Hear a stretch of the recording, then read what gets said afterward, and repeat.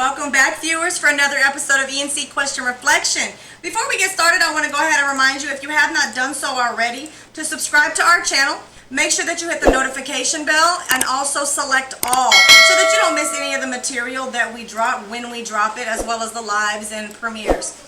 Also, make sure that you like, share, and comment on this video. And you can also follow us on Facebook, Instagram, and Twitter. So, before we get started, I want to go ahead and say this. Stop trying to change people. Stop making your life's mission to change people. Because people are not going to change for you. Let me tell you why. You ready for this? Ready?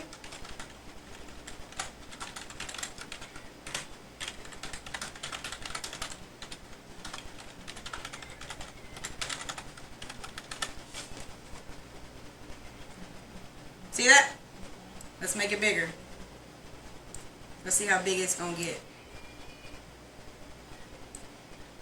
People will only change for themselves. People will only change for themselves. Stop trying to change people. Let me tell you why people are only going to change for themselves. I learned this a while back when I was a manager in a call center. I had 27 agents at a time, and I had to coach each and every one of them. When I first became a manager, I sucked. I was terrible. I wanted so bad to manage my own team, but wasn't that great at it. I didn't understand the aspects. I'm a great leader. I've always been a leader, always the captain of something, always a leader of something. But leadership is so much more than just being the leader. My job as a manager was to be a coach. And I never wanted to be a coach. I never wanted to, coach my own basketball team or coach my own cheerleading squad or, something like that. Like, I never wanted to be the coach. And so when I first started, I didn't know how to do that. And one of my most nervous things was coaching people who are older than I am. So it's one thing to coach somebody that is my age, but to try to coach somebody that is like old enough to be my mom or even my grandma, I had to learn how to coach straight across the board. So I learned this. People are only going to change when they want to change. Because people are only going to believe they've done something wrong when they think they've done something wrong. You could tell somebody all day long they have an attitude. If they don't think they have an attitude, they ain't got an attitude. That's always their response to it. I ain't got an attitude. Or, hey, that was disrespectful. No, it wasn't. So I had to learn that there's a way to help people to understand that what they're doing is incorrect. And the only way to do that is to help them to understand or help them to believe why they could be wrong, or why they could be doing something wrong, or even better, showing them how to do it better. Showing them ways that what you do might work, but let me show you how to do something that works a little better. Well, for me it does. And once I got into that habit, it became very easy to coach. It became very easy to teach anybody. Didn't care what age you were, didn't care if you had a high school diploma and no other education. I didn't care if you had a PhD in social skills. I could still teach. I could still coach. I'm not saying that anybody with a PhD in social skills will be working in a call center, but you get my drift. but it's possible. It's very possible. My son actually had a teacher who had a PhD, and I was shocked that she had a PhD working in a kindergarten class, but, you know, teaches them. We never know why people get where they're at or why they are where they're at, so no judging. So, we spend a lot of time trying to get people to change. The easiest thing is to make sure that we don't need to change, because we can control ourselves. If a person doesn't know that they're doing something wrong, they're going to keep doing it. Repeat that. If a person doesn't know that they're doing something wrong, they're going to keep repeating it. Okay? So that was my theory when it came to coaching, why I needed to coach. Okay, well, they're doing something that's wrong, so I need to tell them that they're doing it wrong, or they're just going to keep doing it. So the trick was getting them to believe that they were doing something wrong. You have somebody who's an alcoholic. You force them to go to AA. Court ordered. They have to go. If they don't think they have an alcohol problem, they're going to relapse because they don't think what they're doing is a problem. But we set so hard on trying to change people, and even though it's for the greater good, even though it's for something great, you know, we don't want their liver to collapse or their kidneys to malfunction, or, you know, we don't want them to die of alcohol poisoning or anything like that. Even though our intentions are good, the key is getting them to see it. And when you put so much energy trying to show someone else where they're wrong, it comes back to this. Are you perfect? Are you doing everything right? You don't want to be telling somebody that they're doing something wrong when you yourself have the same problem. It makes it a lot harder. A lot harder. I'm very paranoid about being a hypocrite. It's something I've dealt with for a while. I have a guilty conscience with telling people, like, I might say something and then I remember, you know, 8 years ago, oh, I did that too. Even though I know I've changed, I just have this thing about telling other people, hypocrisy. I just have this thing about hypocrisy. So the thing is, people are not going to change because you sound like they should change. When you're talking to someone and you made it really clear, you know you're doing that wrong. They might answer you with, I know. The thing is, they don't believe what they're doing is a problem. So the reason I say is a problem is because take a thief, for example. If you were to say, you know what you're doing is wrong. I know. They know that what they're doing is illegal. They know it's criminal, and they know what they're doing is wrong, right? They don't see it as a problem. And if they don't see that issue as a problem, they're not going to do anything to fix it. They're not going to do anything to resolve the problem. They're going to keep doing it until it becomes a problem, and normally it leads to a financial issue where they have to go to jail, and then everybody has to send them money because now they're in prison, or it causes a financial hardship at home, and their wife or husband divorces them because it's so much easier to divorce somebody when you're in prison. Whatever. That's when it's, oh my God, I have a problem. A lot of people, they go to prison and they rehabilitate. Yep. Because now they see that there's a possible problem. You get some of them who get out and they've rehabilitated, but then they go back to whatever the situation is, and then it's just, well, you just created a whole new problem. They know that's an issue, but they don't see it as a threat anymore. And it's sad to say that, but you can't change anybody until they see that what they're doing is wrong. Stop trying to Stop trying to spend so much time changing your spouse. For instance, men, if you met this girl and she, let's say she's a party, like she has to go out and party, or maybe she likes to go shop and spend all your money.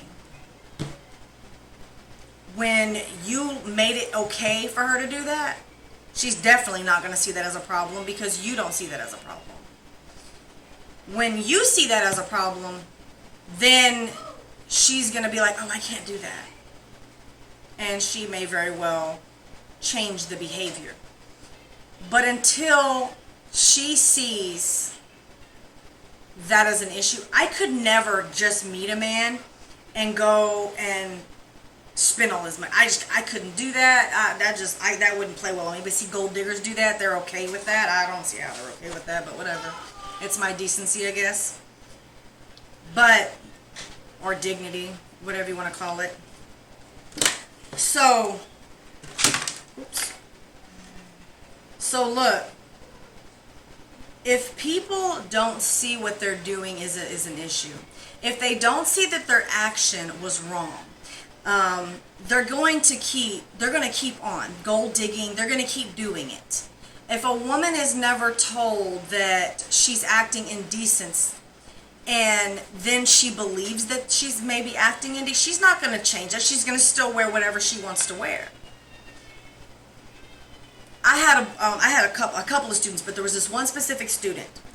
He used to sag his pants. I'm talking about, why do you even wear them? That's how low he used to sag his clothes. Like, what's the whole point of you even wearing that to school if you're just gonna, wear them like that? What's the point? So I don't play that because I have a little history lessons with kids. I am super hot. I have little lessons with kids like that, and kind of letting them know not only where that stuff comes from, but what it's going to tell about them in the future. So, excuse me. Hey! Sorry. So anyways, I was talking with him, and I told him the story about where it came from, and I told him about what it's going to entail for him in the future. Talked to him about wearing the outfit of a criminal, and that people are going to only respect him on the same level that he respects himself.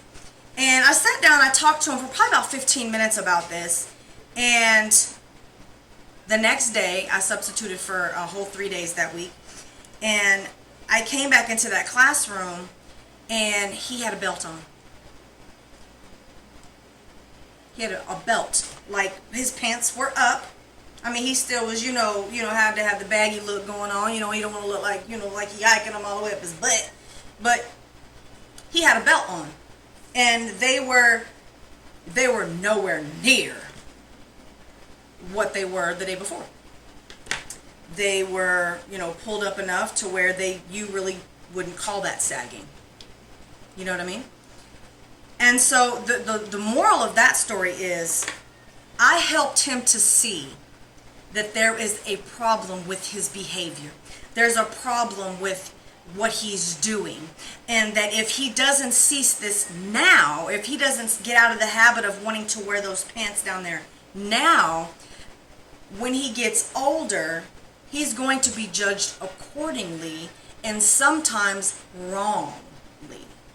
So he could very well be judged to be a criminal when he's not, because of how he chooses to wear his outer appearance. And he thought that was a problem too, and he made the change. I didn't force him.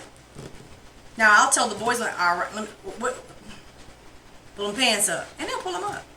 Boys get in the habits when they see me, they just pull them up because they already know. Out of respect, he pulled them up. But see, this specific child came in that very next day with them pants pulled up.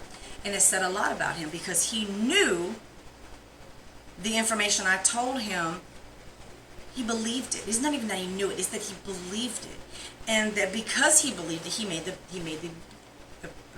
the decision to change that behavior. Stop trying to change people. You're not going to be able to change people. You can help them to believe why they need to change. But don't get mad when they don't change, because it's up to them. Don't get mad when people don't change like you want them to. Because a person has to believe that left is the wrong way before they'll turn right. Let me repeat that. A person has to believe that left is the wrong way before they will turn right. So they have to believe that they're doing things the wrong way before that they make the change into doing it the right way. You can't just be like forcing them to do it. Just like kids. When you're raising kids, you try to get them to believe that the things that they're doing is wrong, so that when they raise up, when they get older, they'll continue that behavior because they believe that it's wrong. You'll get some kids who are hard-headed and they don't believe what their parents said. When they get older and they find out the hard way, they always come back and they're like, man, I wish I'd have just did what you said, because... But you can't make people change. People have to change themselves. So stop trying to change people.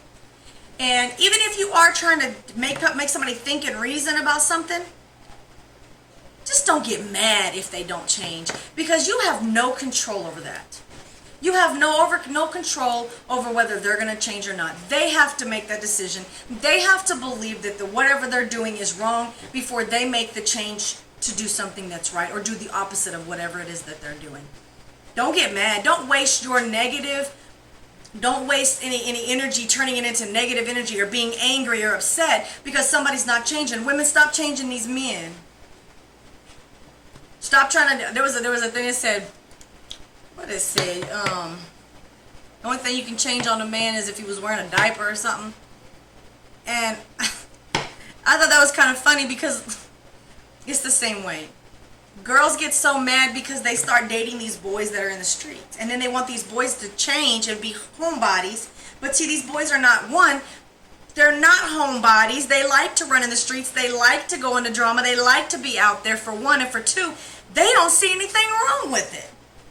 So you're only going to aggravate yourself. If you want a man that's a homebody, find you a homebody. Don't be in the streets looking for a man, because you're going to find you a man that's in the streets. And then when he's not a homebody, you're going to get mad. You're going to get mad, and then you're going to be like, he never's home. He doesn't stay home, and he's always running them streets, and he be out all night. You found him there. What you expect?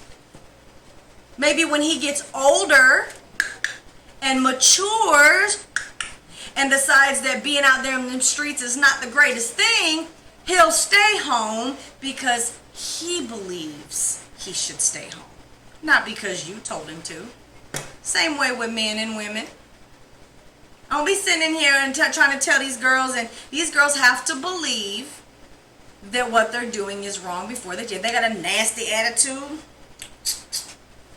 They have to change that. They have to be able to say, you know what, I got a bad attitude. I don't really like how I need to change that. Then they'll start to change that attitude. It's not going to be instant, because you have to, the Bible tells you have to strip off your old personality. But you have to believe that your old personality needs stripping, or you're not going to spend no time stripping it and working on that attitude. Alright, so that's going to be enough for this video. So I am going to go ahead and remind you, if you have not done so already, make sure that you subscribe to this channel. Hit the notification bell and select all, so that you do not forget, so you don't miss any of the material that we put out, or any lives that we drop, or we go live or whatever. Also, make sure that you like, comment, and share this video. Also, you can follow us on Facebook, Instagram, and Twitter. So with that being said, y'all, we're going to catch y'all on the flip side.